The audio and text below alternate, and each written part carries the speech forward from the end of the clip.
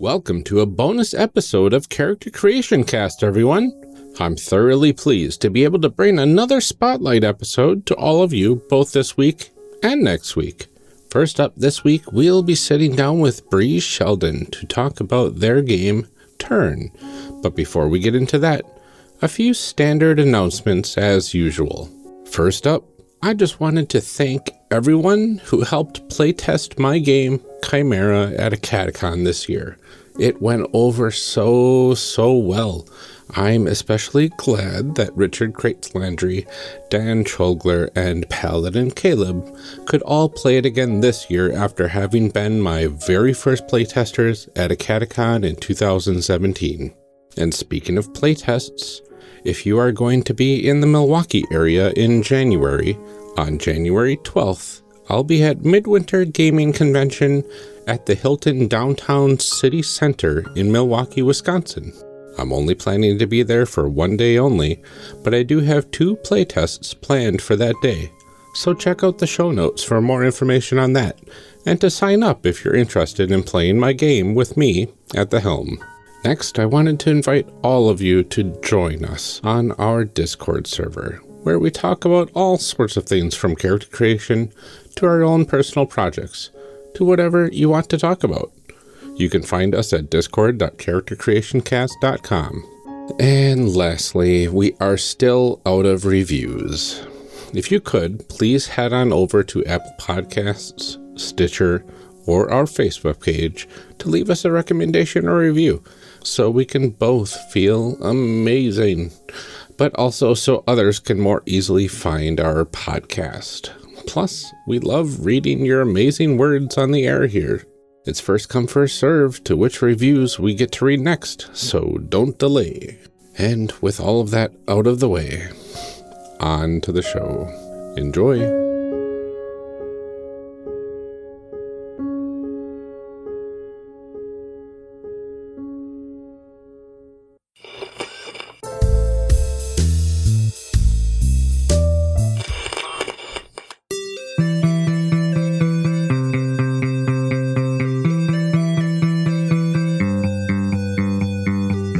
Welcome to a special bonus episode of Character Creation Spotlight, everyone.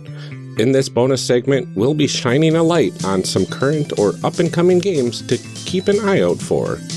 I'm your host, Ryan, and today we are welcoming Brie Sheldon to talk about Turn, a slice-of-life supernatural role-playing game created by Brie, set in the modern era. Welcome to Character Creation Spotlight, Brie. It's really great to have you here. Thank you so much for having me. Yeah. Brie, could you start us off and tell us a bit about yourself and the projects that you are currently involved in? So, my name is Brie. I also go by Bo. My pronouns are either they, them, or he, him.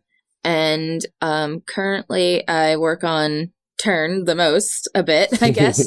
But I also run Thoughty Blog, which is a site where I do interviews and game theory and design work, as well as doing some freelance work, like I'm a stretch goal for Orin, which just finished up on Kickstarter as well.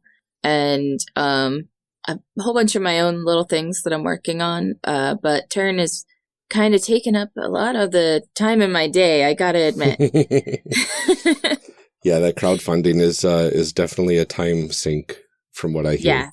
Yeah, it definitely is. Well, thank you for taking time away to be here with us. And normally Amelia would be here to help, but life is quite busy for the both of us at different times lately. So that means that we'll just have me here today with our guest. And since this is an abridged version of our normal format, we'll just be sticking to the highlights of the system with a special focus on character creation. So without further ado, how about we find out what this game is all about? What's in a game? Awesome. Yeah. So Turn is, as you said, a slice-of-life supernatural game set in the modern era, and it is about shapeshifters in small rural towns. Okay. So basically, in the game, the setting is modern America from 1995 to present. Okay. And we're, with the stretch goals expanding into Italy and Germany and the UK and a couple of other places. Oh, very nice. And hopefully will continue to grow as time goes on. But it's set in these small rural towns, many of which are what we all know small rural towns to be, which are struggling a little bit and dealing with, life as it comes a bit. Yeah. And you play shapeshifters who have superpowers. That's cool. And also have to keep their identity a secret. That or makes not. sense. That's very cool. So it's basically like almost an urban fantasy. There's this sort of like supernatural side to real life, effectively. Mm-hmm. That's really cool. Yeah. I like that. Yeah, and in turn, like it's got a lot of the same kind of feel, but it's a much quieter drama than most like urban supernatural stuff. Yeah. And it also one of the things that tends to be very different is there's like no other magic in the world. Okay. The only thing that is kind of magical at all, if you choose to have it be magic, because you can set up that information on your own, is the shapeshifters themselves. So it's a very low magic, but feels magic setting because of the way the shapeshifters work. That's really cool. So more of a relaxed game, I'm assuming? That's what it's intended to be. There is stress, but there's not as much constant crisis as there can be in a lot of like intense, like Urban Shadows type, really big, stressful games. Yeah, that makes sense. Very cool. So what sort of things do we need to play this game? So really all you need is means to take notes, D6s, so 6-sided dice, and something to record your character sheet on. Like we have character sheets that you can use printed out face-to-face if you're playing face-to-face, but we've also used like Google Docs and stuff. Oh, there you go. Just to monitor that. And then a way to mark down the town, which is a huge part of creation of game and character creation. Oh, nice. And that's just a sheet of paper or like a drawings app or something like that where you can draw the map of the town, which is a map of identity, not of geography. Oh, very cool. Yeah, I like that. I believe Descent into Midnight has a mechanic kind of like that for creating the world that you're going to be playing in, creating your home, and a few other games. And I really love having that sort of like visual representation of your environment, what you and your characters care about. Yeah, and that was really important to me. Town building was actually the first mechanic that was like stamped done for me during the design process. And I've playtested it probably a billion times on my own, but we've also built a whole bunch of them. If you can't like make the time to build a town on your own as part of your play, we do have a one-shot collection that's on the Kickstarter in the first update that has some sample towns to play with. Oh, nice. That's very cool. So what do characters do in this game? Mostly they just live their lives, which is kind of an interesting way to play, I suppose. But it is very slice of life. It's very much everybody is doing their day-to-day thing, dealing with their normal stuff that they have to worry about. We'll have characters that are doing things like, just trying to take care of an elderly family member by like, making sure they work. And stuff like that. Or someone is campaigning for mayor in one of the games. And then also just dealing with the everyday town crises that come along, like, the Founders Day Festival, how we have to plan it and make sure that it's perfect and all this stuff. And all the while dealing with everyday stressors like, the phone call from your family member who wants to know why you haven't visited yet. And trying to like buy what you need from the grocery store while you're, inside of you secretly is a cougar that would really like to not be here. And also the animal side of it. Whenever you play, there is plenty of time as beasts as well. And in that, you literally are living a beast's life. Oh, nice.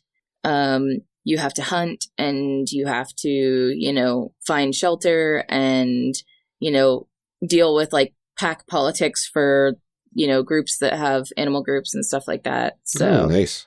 It's really, I absolutely love it because it's so much quieter than so many games, but it still can be very like engaging, I guess. Like, I'm always super into whenever we play. Like, I'm literally playing 2 separate campaigns and have like 2 that I'm running at the same time.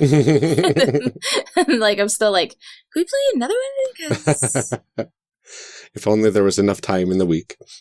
Right? Right. I understand that completely. Well, what would you say then is we've got a lot of unique things that we've already went over, but what would you say is probably the most unique aspect of Turn? Oh, that's I guess it would be probably a bit how the struggles work and how actions work. Okay. In the game. Whenever you take action in turn, you succeed at what you're doing. Mm-hmm. You may take a little time to accomplish your task, and it will have consequences. Okay. But you do what you say you're going to do. Oh, nice. And there are not a lot of games that approach it like that. In particular, the way the struggles work in turn, they're like kind of the fictional resolution kind of thing that you roll against. Mm-hmm. And whenever you roll against them, you determine your consequences. Oh. So that's the point of the roll, not to see whether you succeed or fail. I like that. It's really nice, and it makes people approach the game a little differently when, like, they can do whatever they want, but that is a big list of consequences that I can potentially run into. Yeah. So the more wild the action, does it have like more consequences attached to it, or? Not really. It's basically a standard. So I use a 2d6 plus 1 die if you take a stress to do your roll. Mm-hmm. And that's like basically you activate kind of the other side of your identity to like if you're in beast form, you activate your human side and get that bonus die.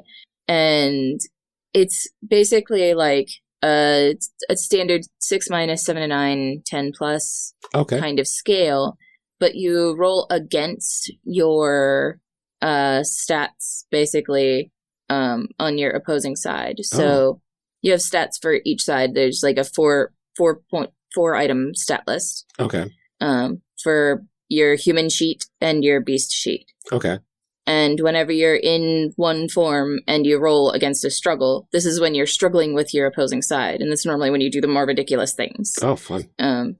It's when they aren't exactly aligned. Yeah. And you subtract, basically, you like put as a penalty the stat from your opposing side at the time. And it basically like creates this really nice tension between the sides of your identity. Like, because like maybe the beast really like wants to hunt that rabbit, and the human's like, but look at its cute fluffy tail. Right. I don't really want to do this. And so it's a nice like moment of conflict, but it's inside you the whole time. I really like that. That's really cool. Thank you so much. Yeah. Okay. So what are the types of characters then that people can make in this game? So there are a variety of archetypes for the characters that you can play. Mm-hmm. And so I have basically like the different ones that there are. They're human roles and beast archetypes. Mm-hmm. So there's like 2 different kinds that you can be. Oh, nice. Like you can mix them together to make into something different. Nice. Every player has a human character sheet and a beast character sheet. Mm-hmm. And as you advance, you can sometimes get more than one beast character sheet. Oh, wow. But your human identity always remains the one. Okay. And the human roles are the beastborn, the heir, the late bloomer, the lover, the organizer, the overachiever, and the show-off. Okay.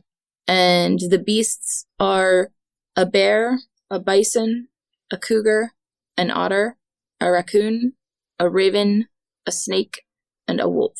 Nice. And whenever you start at character creation, you can have multiple people playing the same type of beast. Okay. You can't have multiple people play the same type of human. Okay. Unless it's like later into the game and somebody cycles out and is replaced. That makes sense. Through the process. And the combinations of these, like, like a raccoon show off is like kind of the most ridiculous thing. But we've had cougar late bloomers, and we've had raven beastborns, and all of them interact with each other a little bit differently and create different tones of character and different priorities. And they all have their own literal actual goals that you achieve to advance in game. Right. And those change the tonal approach of the character to a given situation a lot of the time. Oh, nice. That's very cool. It seems a little evocative of Powered by the Apocalypse influence. So kind of. Kind of. I mean, it's like because I know Powered by the Apocalypse, they have the unique playbooks that you can only have one of the playbooks in play at a time, at least to start off with, and then you've got the mixed successes, and all that sort of stuff. But I really like the unique like feel of what you're describing about the system. It's really cool. Thank you. It's actually destructive design of a couple of different bits of different Apocalypse, like Powered by the Apocalypse games, and a bunch of my own design. Like the playbooks, like people call them playbooks, but to me they're just character sheets. Yes. Those I didn't do based on Apocalypse World, weirdly enough. But I did totally borrow the 7 to 9 scale. Yeah. Because it's convenient. It is. But I don't have the same success rate. Because of the way that you have to add things together and the option for the turn die. Yeah. So it's a little different, but it's got the feel there. Yeah, it seems like if you're coming from a Powered by the Apocalypse background, it should be pretty easy to grasp the concepts of this sort of game, which is really cool. Yeah. My biggest suggestion is to not try to play it like a Powered by the Apocalypse game. Yeah, that does sound... Because the tone does not mix no. like really at all, and it's gone kind of like really awkward really fast with people playing it like a Powered by the Apocalypse game. So, yeah. I can understand definitely has some of the roots there, but it's tonally very different. And the character sheets are... I really like them. The ones that my layout artist and husband, John W. Sheldon, did actually connect together. Whenever you put a slit in the sides, they just come together as like one piece. That's awesome. It's very nice. So briefly, can we go over the steps that the player has to take to create characters in this game? Yes, sure. So one thing is, even in the beta right now, we have a first session step-by-step that takes you through the whole process. And the first thing you do is you talk about script change. And that's essential, actually, to like character creation, because script change can be used in any part of game. Okay. For turn. That's a pretty clear rule that I have for it. And that includes like mechanical consequences. If it's going to ruin the game for you, you can rewind that. And whenever you're creating characters, if somebody wants to include something in a backstory or something like that, you can be like, hey, rewind. I don't want to have that in the game. Right. And this isn't to stifle anyone's creativity. It really is to make sure that we have a safe environment and pushes us to do things maybe that are different than what we would default to. Yeah. I think we covered script change on our safety episode of Character Evolution Cast not too long ago. Oh, that's awesome. Yeah, it's we are definitely proponents of safety at the table here at Character Creation Cast. So I really love seeing developers include that in the base game, saying, hey, this isn't an option. Yeah. Be safe. Yeah. I love that. Yeah, and I think that that's like essential whenever you're creating a game, like creating characters. There's like so much opportunity for people to be like, and here's this like, kind of scary thing in my background. Yeah. And sometimes it's fine and sometimes it's not. So that's the first part, is making sure everybody's familiar with that, so that as you're building, people can be like, hey, let's like fast forward. And you can even use it for pacing. Like if people are like waffling for a really long time, we've been like, hey, let's fast forward to the next part and come back to that later or something like that. It works really well. Cool. But then after some like brief like discussion about the way the mechanics work, you will get to look at the sheets, and the biggest part is that we do town building first. Yes. And town building is a step-by-step process, basically, where you add elements to a map of the town, and it's a map of the identity of the town. So it has themes, and then the bloodlines in the town, and then locations and events, and they're all kind of paced out in how relevant they are to the town and what they mean. Okay. And it's a really important part of the process because all of your characters come from these bloodlines that you establish, and it can help you kind of establish your place in the town. Like, who are you, and like what matters to you, and what themes are you related to, like wealth or poverty or legacy and stuff like that. Oh, very cool. So you do the town building, and then everyone gets to read the character sheet descriptions. Like, we take turns reading it around the table. And you do the human side first, and you do basically you choose your human role first and fill out some of the basic information. Okay. Which is like basically their name, their pronouns, and you choose your bloodline. Okay. And then you will, after that, swap over and look at the beast archetypes. And everybody reads like the little descriptors for them. And then you choose your beast archetype. Okay. And after you've done that, then you fill out like the secondary powers for the beasts that you get to choose, and the questions that you do for the human roles, which are about your identity and your background. Okay. And some of these are unique to the specific role. Some of them are the same for everyone. Okay. That makes sense. And then you do the one stat adjustment that you get to do. And it's very small. It's add one point to one thing.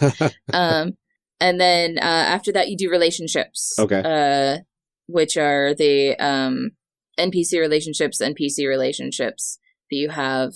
And the PC relationships are mostly narrative and to connect you and give you identification with each other, because you all know each other at the start. Yeah.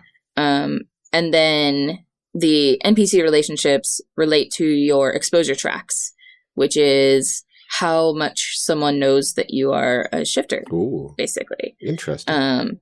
It's very exciting. It can get really intense. That's the only part of the game that ever, to me, feels like really like stressful. Yeah. And like panicky kind of is the fact that if your exposure tracks get near the max, that means that person's going to be knowing like really soon. Yeah. That you are a shapeshifter. Ooh. And the reaction, like, that's resolved with a dice roll combined with your accumulated positive and negative exposure. Because exposures can be good or bad. Yeah. Maybe they're happy that you lifted that car off of them whenever you were being beastie. Maybe they're really mad that you bared your teeth at them in public. Yeah. You never know. So those things add up. And that's what the relationships are for, is to give you NPCs who can find out who you are, both in positive and negative ways. Yeah. And it's the NPC building is always really fun because people get to it gives the players a direct connection to the people in the town. Yeah. And they get to name the people and give them kind of a description of who they are. And then after that, the GM will, as the town manager is what we call them, they get to add secrets to them. Ooh. Because everyone has a secret in there. So that's something only known to the town manager, the GM of the game? Yeah. I love that. Yeah.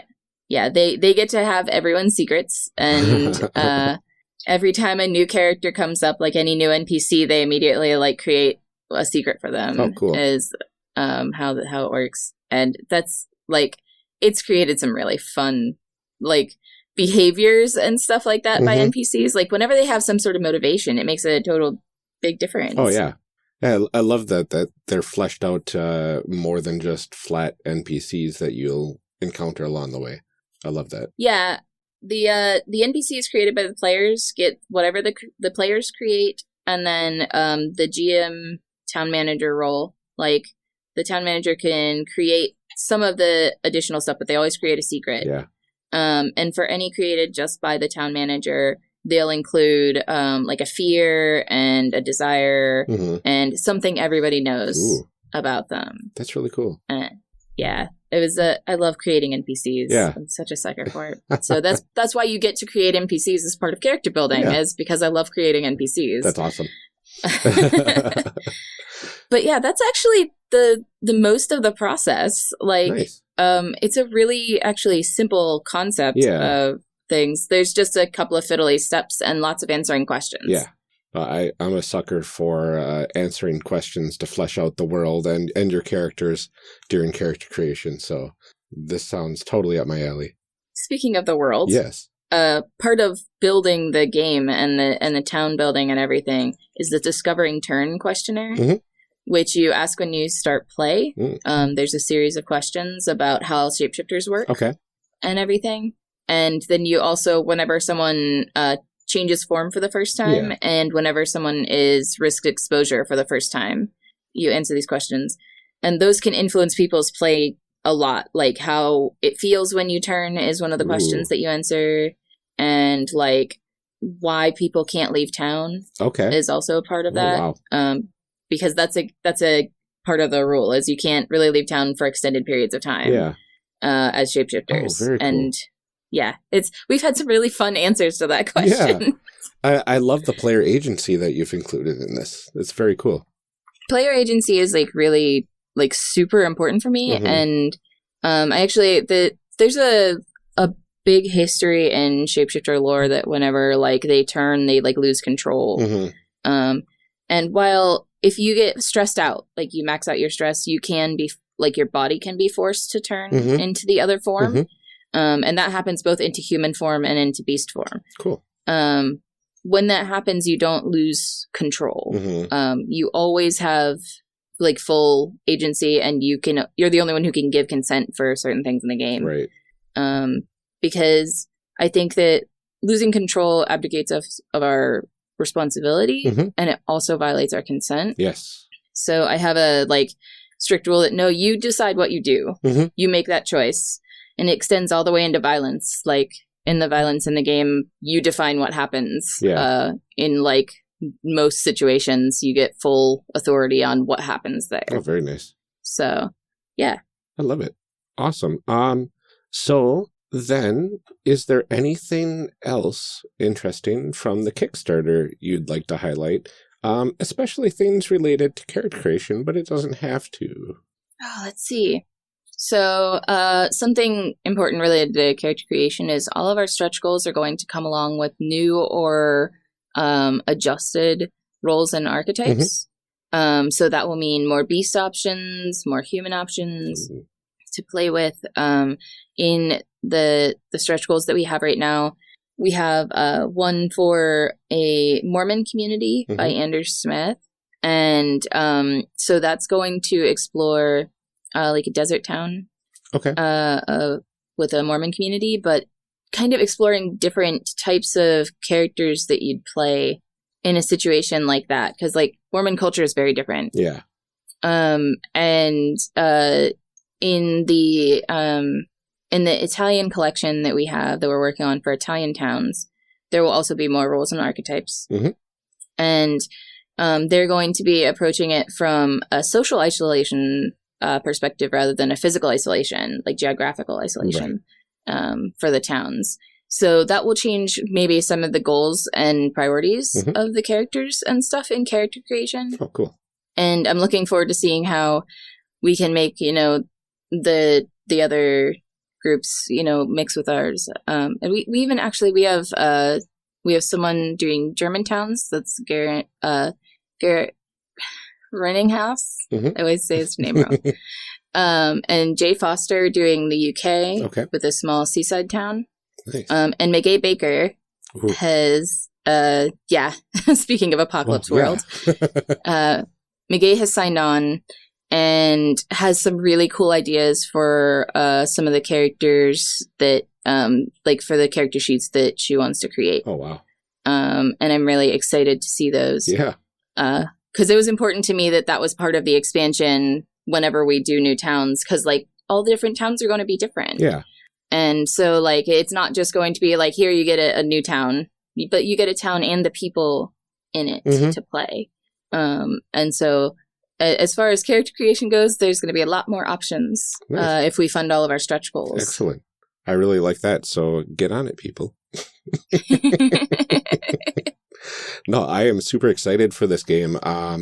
And I will include the link to the Kickstarter in our show notes. So if anybody wants to check it out, just go to our show notes and go and follow that link.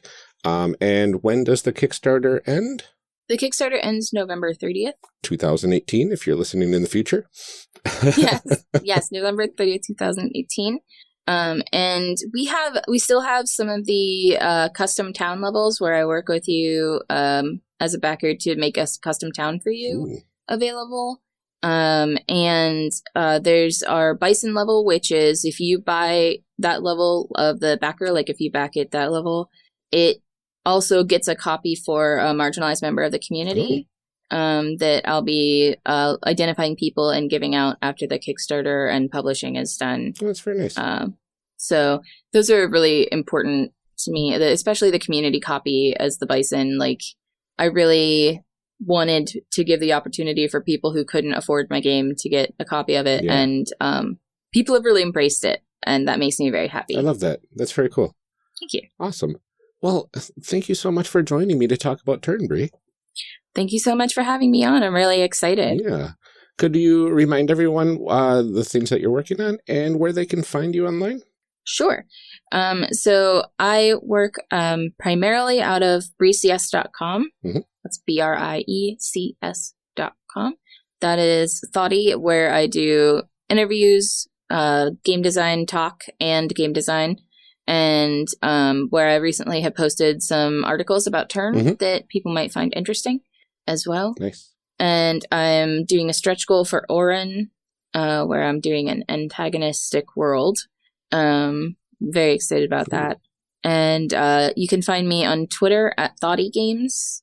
Okay. And I'm also on G+, even though it's going to die, as Brie Sheldon. And I'm on Mastodon under dice.camp as Brie CS. Okay. So I'm pretty easy to find. Yeah. I'm pretty prolific. And I'm always working on a bunch of stuff, but right now Turn has been taking up a lot of my time, so I'm hoping that I can actually work on design on it again soon, because that's like the really fun part. But like as I promised on another podcast, if we get lucky enough to hit 20,000 in the next like 14 days on the Kickstarter, I have a special goal that I made of my own for the Kickstarter that I would like to release. Very nice. So, and it's my own game design. So I'm hoping that like people will, check it out and enjoy it. Yeah, 100%. This sounds like a really unique system, and a system where you can create some really unique people. So definitely check it out, people. Thank you so much. Yeah. Well, and thank you so much for joining me for this special bonus episode of Character Creation Spotlight. And thanks everyone that's listening for tuning in.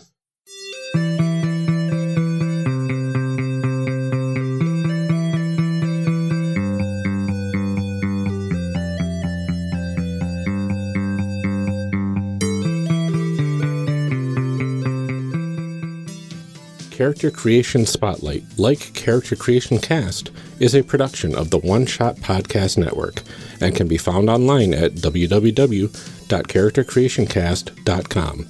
Head to the website to get more information on our hosts and guests, or even find some of our character sheets. Character Creation Cast can be found on Twitter at CreationCast. I'm one of your hosts, Ryan Bolter, and I can be found on Twitter at Lord Neptune. Our other host, Amelia Antrim, can be found on Twitter at Ginger Reckoning. Music for this episode is used with a Creative Commons license or with permission from the podcast it originated from. Further information can be found within the show notes. This episode was edited by Ryan Bolter. Further information for the game systems used and today's guests can also be found in the show notes. Thanks for joining us, and remember, we find that the best part of any role-playing game is character creation. So go out there and create some amazing people. We will see you next time.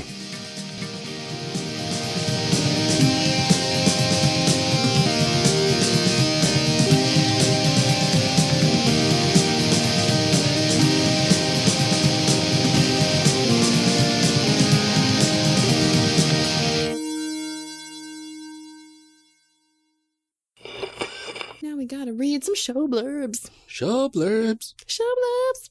Show blurbs. Show blurbs. Character Creation Cast is hosted by the One Shot Podcast Network. If you enjoyed our show, visit oneshotpodcast.com, where you'll find other great shows like System Mastery. System Mastery is a delightful stroll through the history of role-playing games. Except the games are terrible, and the hosts are real jerks about everything.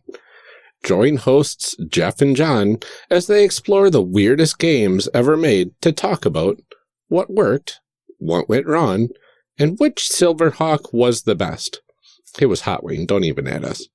Find their shows at systemmasterypodcast.com or oneshotpodcast.com. Finally,